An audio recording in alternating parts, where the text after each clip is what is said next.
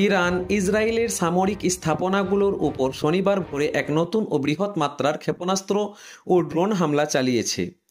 ইরানের ইসলামী বিপ্লবী গার্ড বাহিনীর এই হামলা ইসরায়েলের বিমান প্রতিরক্ষা ব্যবস্থাকে ফাঁকি দিয়ে সরাসরি তেল আবিবের কেন্দ্রস্থলে আঘাত হানে। এর ফলে সেখানে বিস্ফোরণের পর আগুন জ্বলে ওঠে। ইরানের রাষ্ট্রীয় গণমাধ্যম তাসনিম জানিয়েছে, এই অভিযানে ইসরায়েল অধিকৃত ভূখণ্ডের সামরিক ও লজিস্টিক কেন্দ্রগুলো লক্ষ্যবস্তু করা হয়।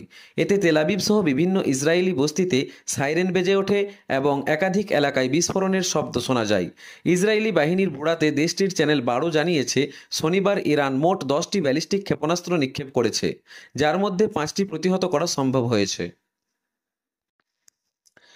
এর মধ্যে তেল আবিবের দক্ষিণে হোলান এলাকায় একটি ক্ষেপণাস্ত্র আঘাত হানে, যার ফলে একটি বহুতল ভবনে ব্যাপক অগ্নিকাণ্ড ঘটে এবং উল্লেখযোগ্য ক্ষয়ক্ষতি হয়।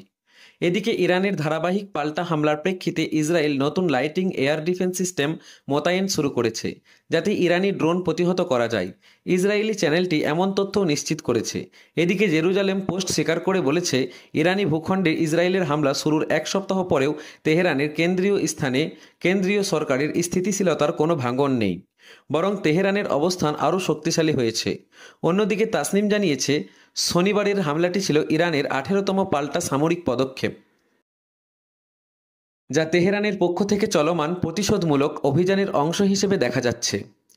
বিশ্লেষকরা বলেছেন, এসব হামলার মাধ্যমে ইরান স্পষ্টভাবে জানিয়ে দিচ্ছে তারা তাদের কৌশলগত লক্ষ্য অর্জন না হওয়া পর্যন্ত সামরিক চাপ অব্যাহত রাখবে।